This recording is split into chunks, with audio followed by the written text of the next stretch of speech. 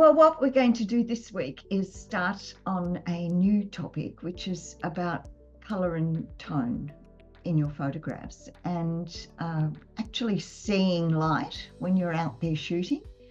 And once you've actually shot your images, to be able to edit them to really optimize the narrative and the aesthetics around colour and tone, and how to understand both of those within light. So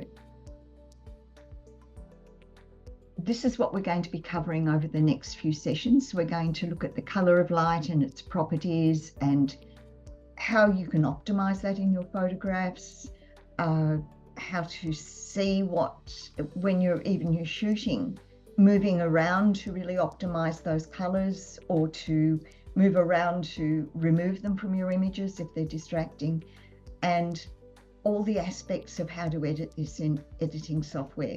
So I'm going to be doing very generic ideas on editing, so it doesn't matter what software you're using, they all use the same sort of terms.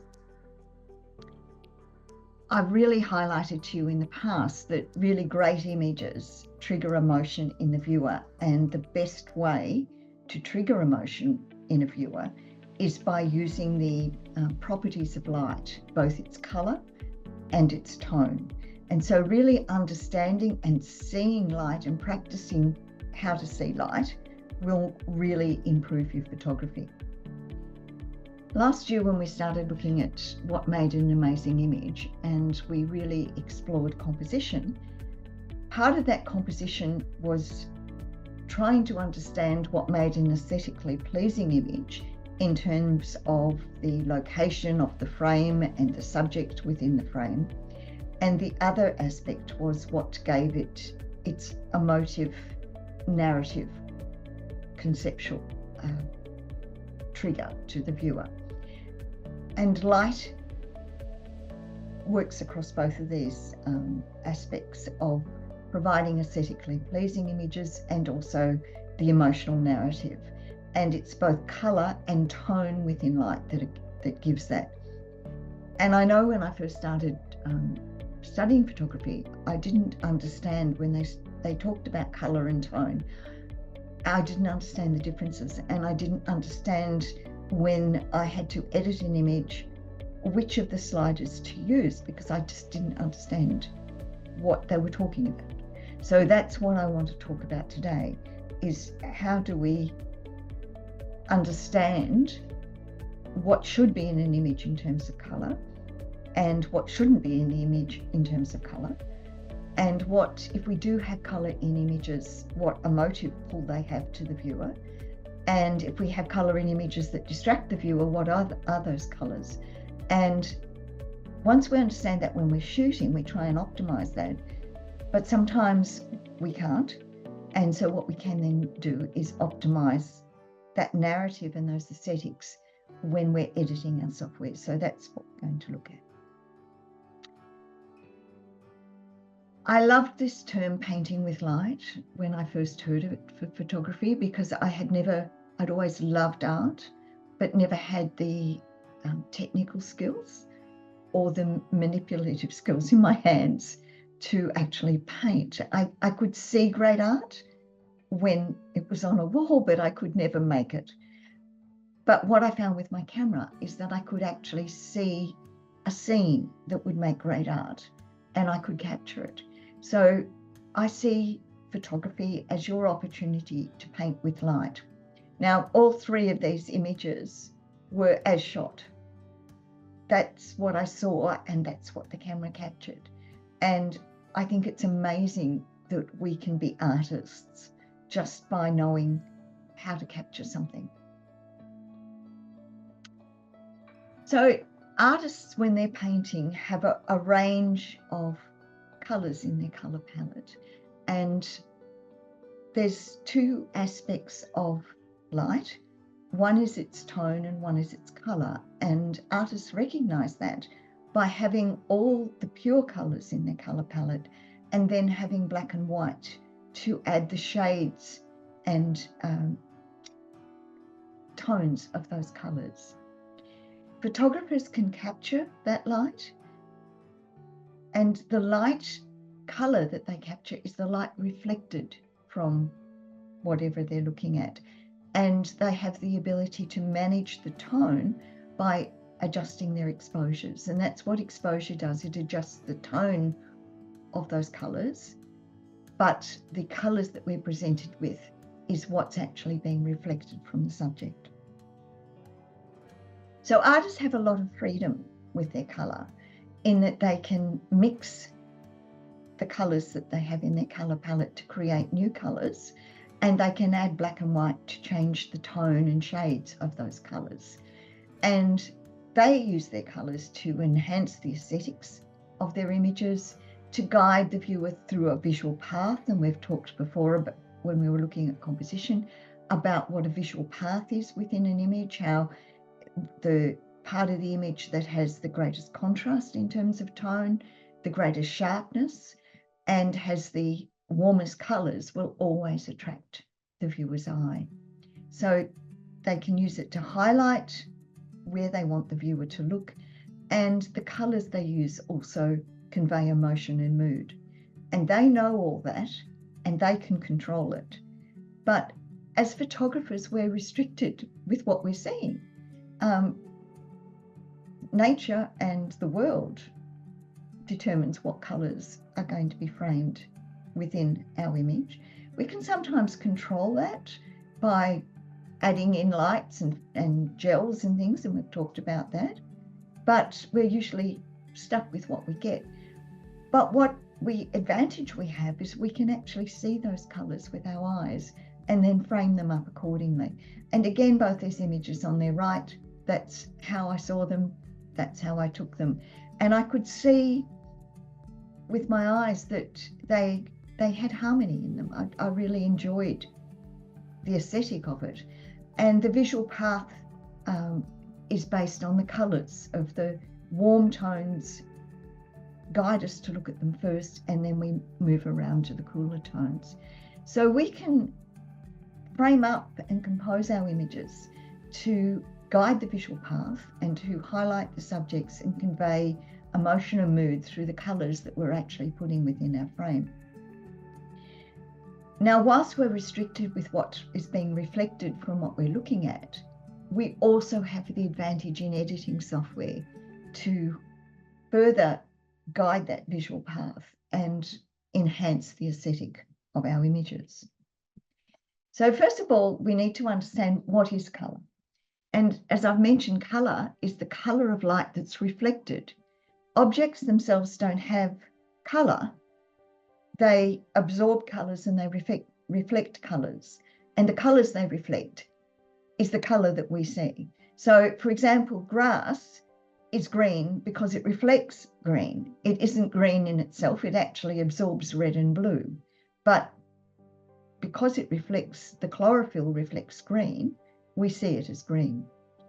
And colour in an image allows us to distinguish between the different objects within that image.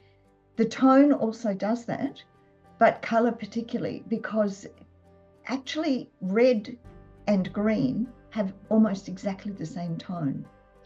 And if in a black and white image, if you've got something that's bright red and bright green in a black and white image, it almost just ends up as dull charcoal grey because they have the same tone. But visually, we see red and green as being very different colours, and it will distinguish those objects. And we've always known that colour communicates emotion and mood, and particularly in interior design, when people are deciding on what colours will go in a room, they say, look, you know, bright, vibrant colours, yellows and magentas and purples and reds, give people energy and excite them. They're not colours you put in a bedroom, because colours in a bedroom should be like cooler and moodier to allow people to relax, and blues and greens are known to make us relax. That's why we really love the forest and we love the water. It's because they make us calm.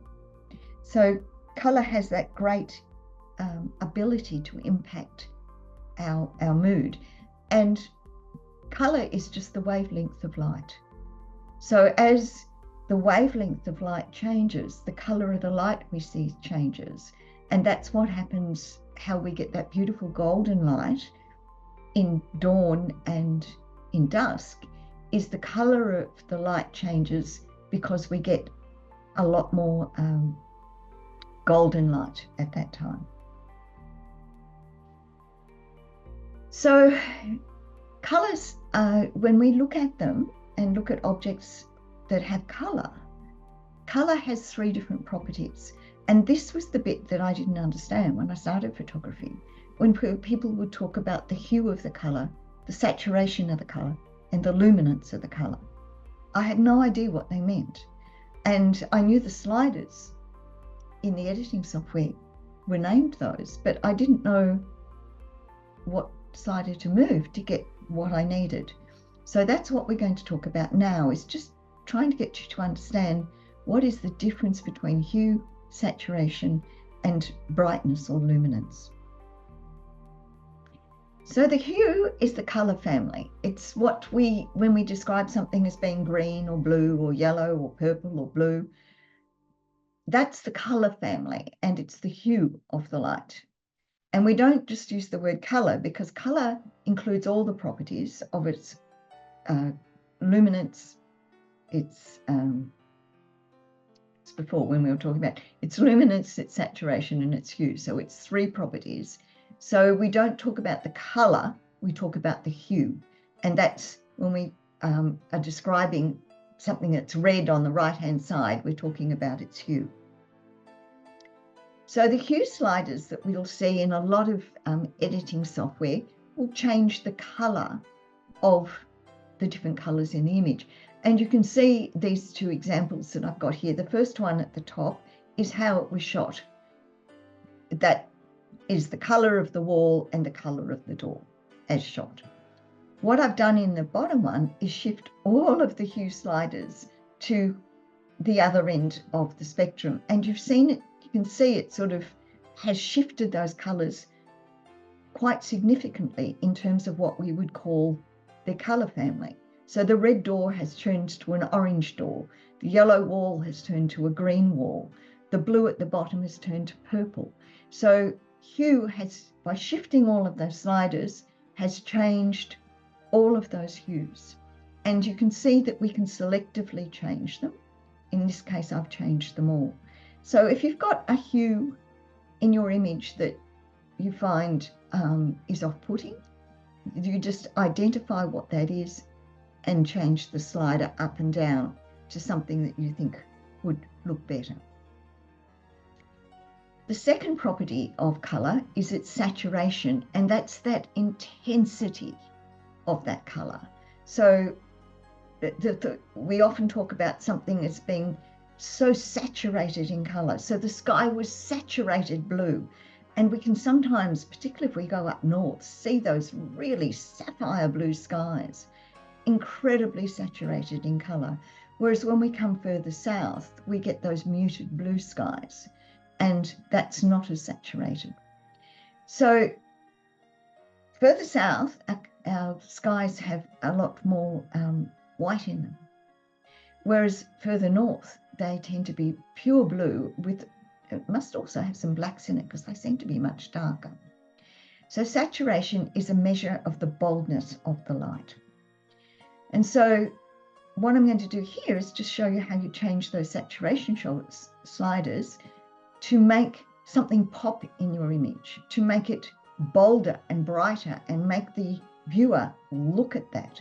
So the top one was before, the saturation sliders are all set to 0.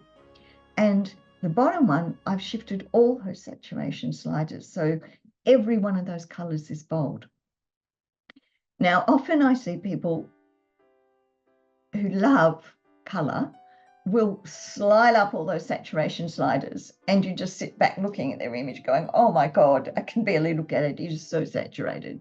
So just be careful with these saturation sliders. Don't take them fully up. Sometimes you just tweak them to make something really pop in your image and it looks fantastic, but you can selectively slide each one of these sliders.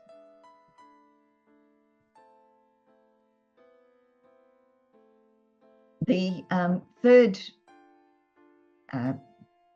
property that we've got of light is its luminosity or brightness.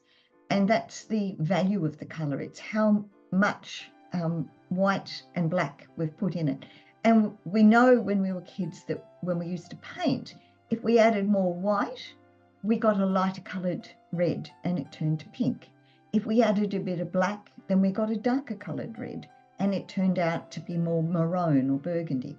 So the luminosity is that shade of that pure colour. So we call the hue, we call it red, but by adding white or a bit of black, we can then change the luminosity of that. So the luminance sliders allow us to do that. Sometimes called luminous, it's sometimes called brightness. And so that allows our colours to pop a bit. And you can see down below here, I've shifted the luminance. I've added white to them, and it's made the colours just a little bit brighter by shifting them all to 100. In comparison, I can mute the colours and I can add a bit of black to them, and that I'm able to achieve by reducing the luminance of the colour. So these colour sliders allow us to manipulate our images to guide the visual path of the viewer, to get them to not look at something or to get them to look at something. And that's very powerful in your narrative and your aesthetics for your image. So a couple of weeks ago, I was photographing National Tree Day at the local park in Glen Iris. And these were all the people these were all the little seedling boxes, and they put them into a long snake and they were celebrating. They had just planted thousands of trees. I forget how many thousand it was. But you can see right on edge of frame there, I have a lady that in a luminescent high-vis vest. And whilst I didn't notice it while I was shooting, I was trying to get these people to be animated so I could get some energy into the photo.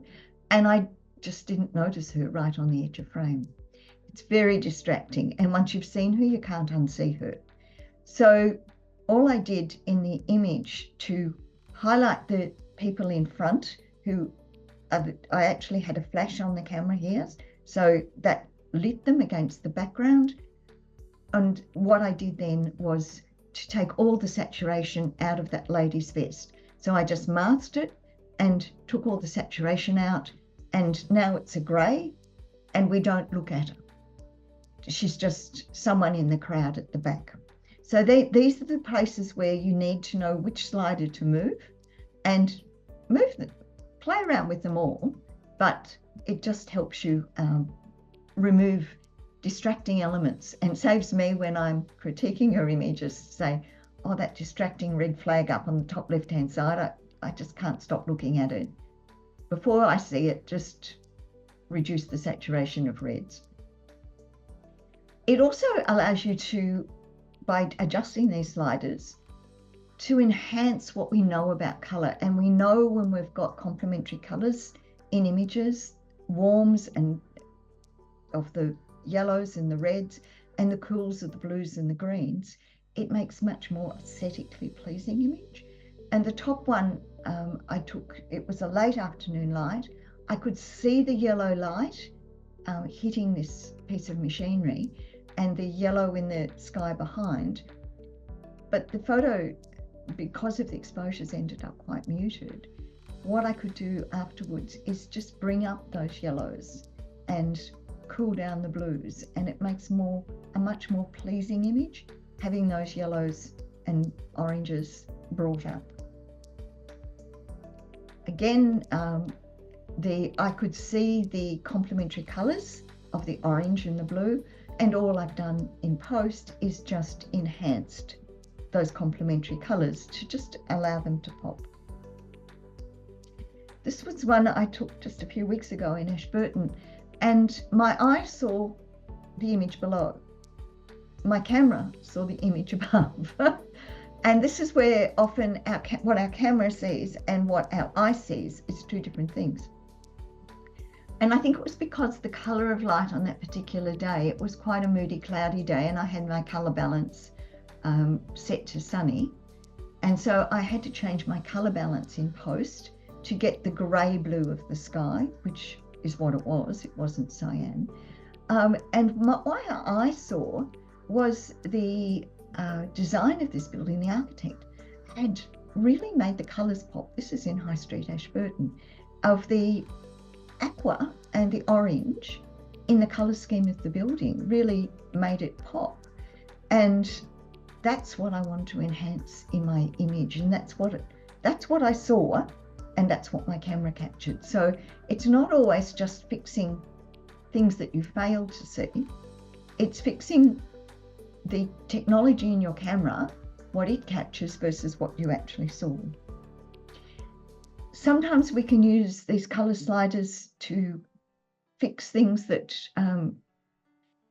make the color in the image more aesthetically pleasing. In this case, the baby was teething when the mother bought it for the photograph, and all you can see is the flaming red cheeks.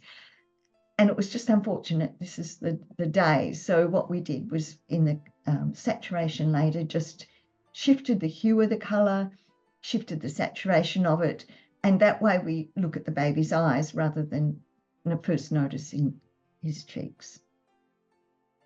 This was another family image we took, and it was late afternoon and with quite muted, strong light, but the light was quite yellow, and the color scheme of the background, the paint has a yellow in it, so it brought it forward. And we're very conscious of those doors behind in the image. So what we did afterwards is just mute down the saturation of the yellow, because it was the yellow light landing on the yellow paint and reflecting back that was really distracting from the people in the image. And the other thing is it allows you to remove distractions, like the little girl wearing purple shoes. Whenever you're asking people if they want a photograph and you to give them a family photograph, just ask them to wear neutral colors, because that way you don't have somebody with a red shirt that all you do is look at the red shirt. In this case, the little girl bought purple shoes. So rather than once you see the purple shoes, you can't unsee them. All I did in post was just mask the purple shoes, selectively desaturate purple. So now I've explained color to you. What I want you to do for homework is to have a look at some of those images, and I'll try and highlight in your images today if I can see any images that would benefit from having their colors changed, to see if you can fix them. Now you know the difference between the hue, the saturation, and the luminance of an image. If you've got software that allows you to mask, then experiment with your masking and just mask the thing that you want to change and make the change and see if it improves your image. And next week, if you can show me anything that you've managed to edit and now you're really happy with it because that really distracting thing that you had in it has now gone, I'd really love to see it.